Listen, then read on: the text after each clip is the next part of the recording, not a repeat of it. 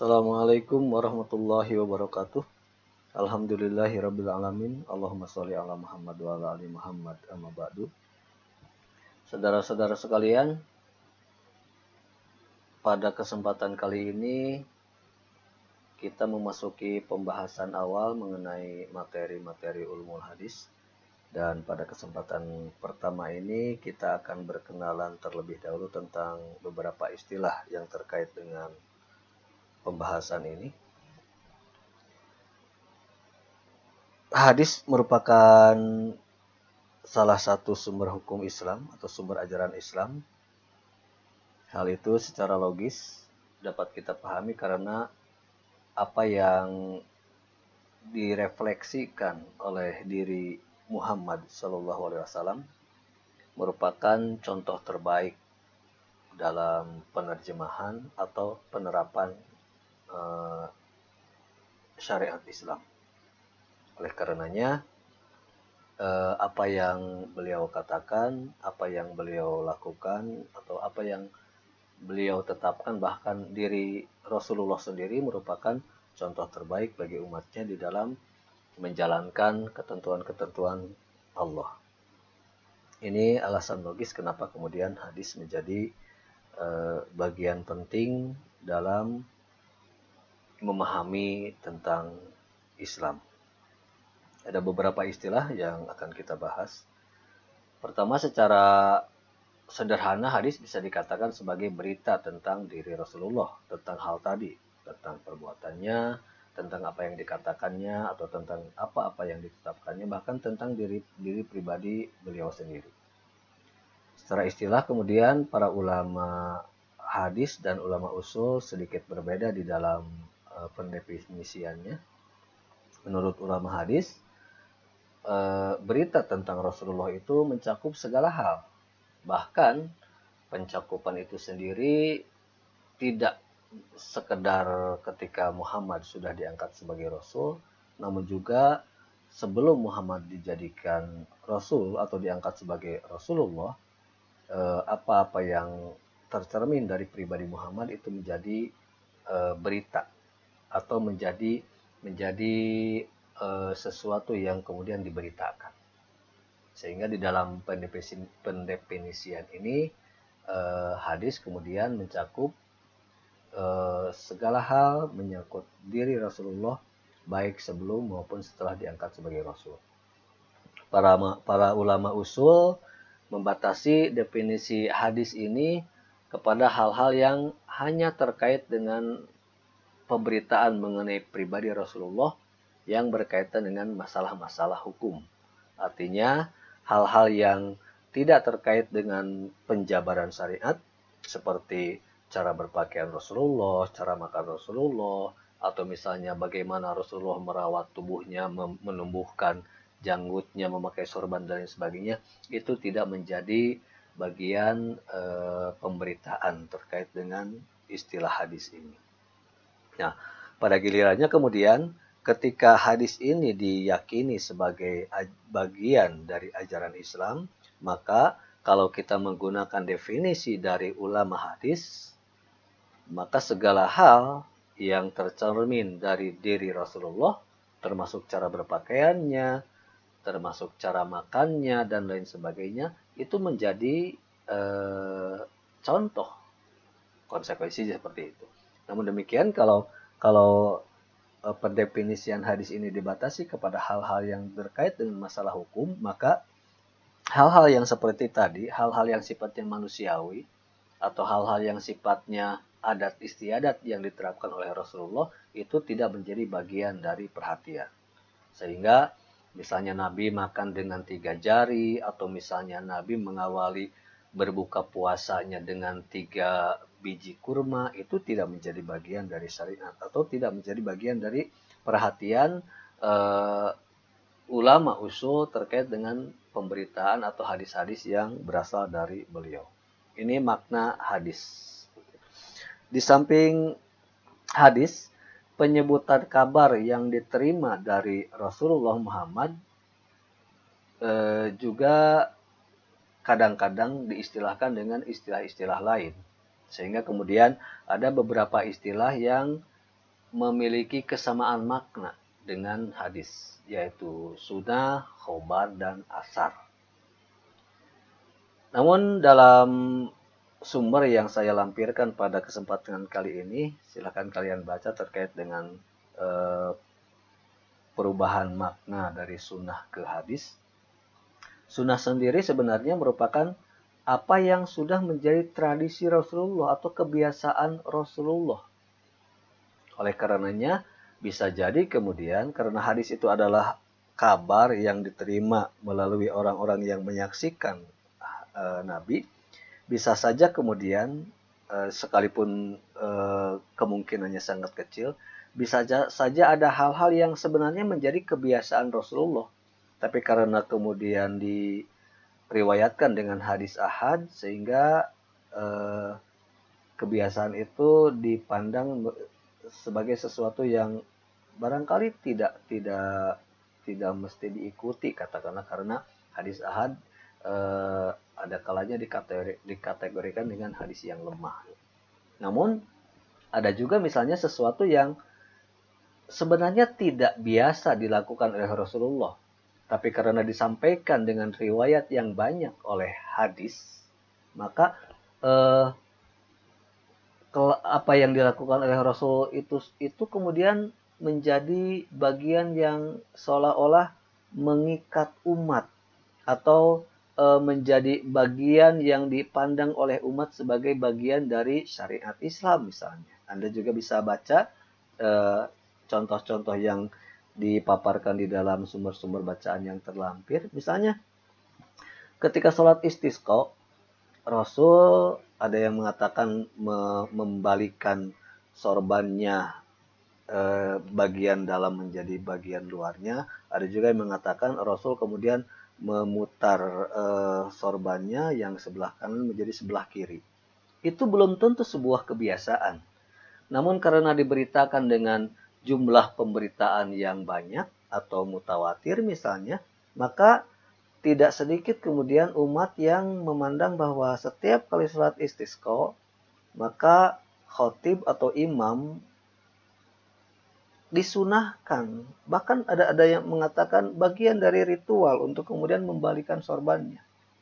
Padahal bisa jadi pembalikan sorban itu karena Rasul gerah misalnya, atau karena basah bagian dalam sorbannya, itu tidak kemudian menjadi bagian-bagian dari perhitungan. Atau yang seringkali kita lakukan misalnya dalam tahiyat, ada berita yang mengatakan bahwa Rasul memberikan isyarat dengan telunjuknya. Namun ada juga berita yang mengatakan bahwa Rasul tidak sekedar mengangkat telunjuknya tapi menggerak-gerakkan. Nah, ini juga menjadi bagian dari kritik terkait dengan riwayat-riwayat hadis. Apakah menggerak-gerakkan tangannya itu karena kebetulan saat itu saja Rasul menggerak-gerakkan tangannya? Atau seringkali Rasul menggerak-gerakkan tangannya? Nah, ini juga menjadi bagian yang bisa memberikan informasi kepada kita mana itu sunnah, mana itu hadis. Jadi sunnah itu adalah sesuatu yang sudah terbiasa dilakukan oleh Rasulullah, sementara hadis adalah berita tentang sunnah. Intinya seperti itu.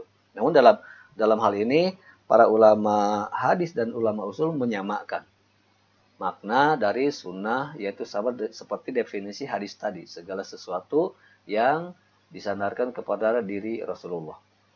Dan para fuqaha kemudian mendefinisikan sunnah sebagai sesuatu yang diterima dari pribadi Rasulullah dan tidak difardukan kepada umat.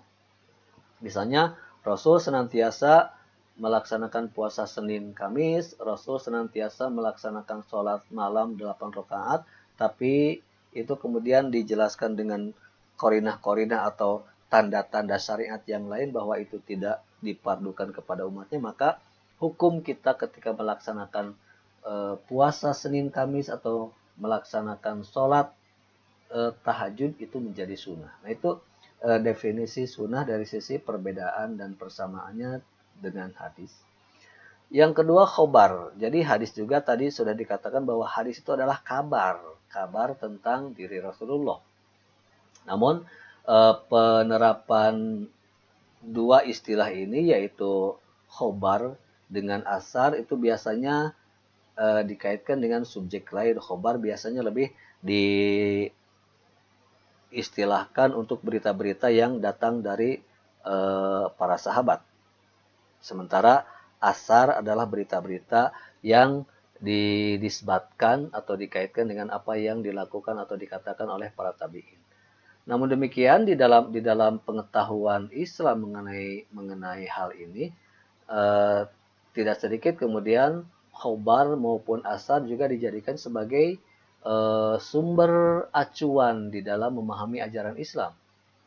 Karena apa yang dilakukan oleh para sahabat pun atau bahkan yang dilakukan oleh para tabi'in tidak sedikit kemudian yang juga termuat di dalam kitab-kitab hadis sahih. Misalnya dalam kitab hadis sahih kita akan bisa hadis Bukhari maksud saya, kita akan banyak menjumpai berita-berita tentang seorang sahabat.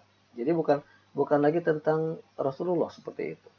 Nah, dari sini kemudian melahirkan kategorisasi bahwa eh, dengan istilah khobar, maka ketika khobar itu terkait dengan apa yang disandarkan kepada Rasulullah disebut dengan hadis marfu, atau misalnya ketika khobar itu berkaitan dengan diri salah seorang sahabat atau para sahabat Rasulullah maka disebut hadis mauquf, dan apa yang kemudian disandarkan kepada apa yang dilakukan oleh tabi'in disebutnya dengan hadis maktub. Ini beberapa istilah yang terkadang disamakan maknanya dengan hadis, yaitu sunnah, khobar, dan asar. Ada lagi yang kemudian dibedakan antara hadis biasa dengan hadis yang berasal dari Allah. Namanya hadis qudsi. Sehingga kemudian hadis ini diistilahkan dengan istilah hadis ilahi atau hadis rabbani. Bukan merek kerudung. Hadis rabbani, yaitu hadis ilahiyah. Hadis qudsi ini adalah ilham atau mimpi yang diterima oleh diri Rasulullah dan diyakini bahwa mimpi itu adalah mimpi yang benar atau ilham ini adalah ilham yang benar berasal dari Allah.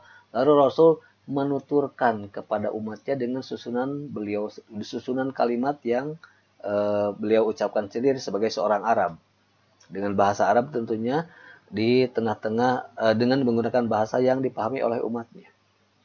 Nah, bedanya dengan Al-Quran, kalau Al-Quran Rasul menerimanya melalui perantaraan Jibril lalu kemudian baik lafaz maupun maknanya itu berasal dari Allah. Sementara hadis qudsi tadi lafadznya atau redaksi kalimatnya berasal dari Muhammad sebagai seorang Arab. Namun maknanya berasal dari Allah. Ini juga akan beda dengan hadis biasa. Jadi kalau hadis biasa adalah apa yang terpikirkan oleh Rasul atau apa yang diperbuat oleh Rasul, lalu kemudian Rasul mengatakan sesuatu misalnya, maka kata-kata itu adalah kata-kata pribadi Rasulullah. Tapi kalau hadis qudsi adalah makna dari kata-kata itu berasal dari Allah, hanya Rasul kemudian menuturkannya dengan kalimat beliau sebagai seorang Arab. Dari sini kemudian maka terkait dengan hadis qudsi dan perbedaannya dengan Al-Quran, untuk Al-Quran itu tidak seluruh ahli bahasa mampu untuk membuat kalimat-kalimat yang sepertinya atau kalimat-kalimat seperti Al-Quran. Namun untuk hadis qudsi karena lafadznya atau kalimatnya diucapkan oleh seorang Arab, hanya kebetulan beliau adalah Rasulullah, tapi kalimatnya adalah kalimat manusia biasa, maka seluruh ahli bahasa bisa untuk menirukan ucapan-ucapan beliau yang mengandung makna hadis qudsi. Karena hadis qudsi tidak mengandung mukjizat serta diturunkan tidak melalui Jibril. Ini istilah-istilah yang mungkin akan kita temui dalam pembahasan topik-topik kajian mengenai ulumul hadis ini. Dan topik-topiknya itu atau objek kajian atau cakupan kajian yang akan kita bahas meliputi beberapa hal ini. Tadi pengertian, kemudian nanti kita akan memahami tentang apa sih fungsinya, kenapa hadis kemudian dijadikan sebagai salah satu sandaran di dalam memahami dan melaksanakan ajaran Islam. Kemudian kita juga akan mengkaji hadis ini dari sisi sejarahnya, baik sejarah penghafalannya sampai kepada sejarah penulisannya. Nah, seiring dengan sejarah penulisan ini, lalu kemudian terjadi peristiwa-peristiwa yang tidak menyenangkan, yaitu adanya pemalsuan-pemalsuan hadis, sehingga kemudian para ulama mencoba untuk mengembangkan ilmu-ilmu untuk mengkaji tentang hadis. Inilah yang pada intinya yang disebut dengan ulumul hadis. Disinilah kemudian ada beragam ilmu yang dilakukan atau yang dikembangkan untuk meneliti keabsahan atau kesohihan sebuah riwayat hadis. Nah, nanti bagian ini menjadi bagian yang insya Allah akan menjadi topik-topik yang dibicarakan pada diskusi kelompok. Nanti ada beberapa topik ilmu hadis, baik yang menyangkut sanad atau rangkaian para periwayat hadis, maupun ilmu yang terkait dengan matan atau redaksi hadis. Dari kajian-kajian terkait dengan hadis ini, maka muncullah istilah-istilah atau klasifikasi dari hadis Rasulullah.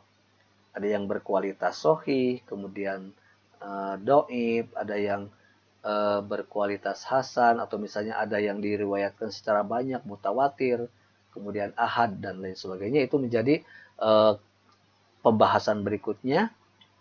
Lalu kemudian peristiwa yang pernah terjadi pada masa sejarah pengumpulan hadis itu juga kita coba pahami terkait dengan munculnya hadis-hadis palsu.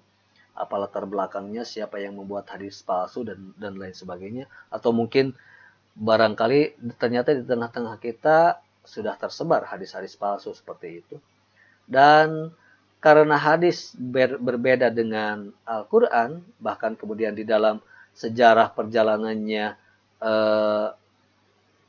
ada pemalsuan-pemalsuan, tidak sedikit kemudian kalangan umat yang tidak mempercayai atau tidak menjadikan hadis sebagai sandaran di dalam melaksanakan ajaran Islam. Mereka disebut sebagai kelompok ingkar sunnah. Kita juga akan membahas ini, baik para pengingkar sunnah secara umum maupun ada peristiwa-peristiwa juga yang pernah terjadi di Indonesia tentang kelompok-kelompok yang mengingkari sunnah. Itu antara lain, saudara-saudara, objek kajian atau cakupan kajian yang akan kita diskusikan bersama atau akan kita bahas bersama pada kesempatan pembahasan mengenai ulumul hadis ini. Dan apa yang saya jelaskan silahkan dikonfirmasikan dengan beberapa sumber bacaan yang saya lampirkan pada kesempatan kali ini. Kemudian silahkan juga kalian cari sumber-sumber atau referensi-referensi yang lain sehingga informasi yang kalian terima bisa lebih komprehensif. Demikian sedikit penjelasan mengenai pembahasan awal mata kuliah ulumul hadis ini. Terima kasih atas perhatiannya. Wassalamualaikum warahmatullahi wabarakatuh.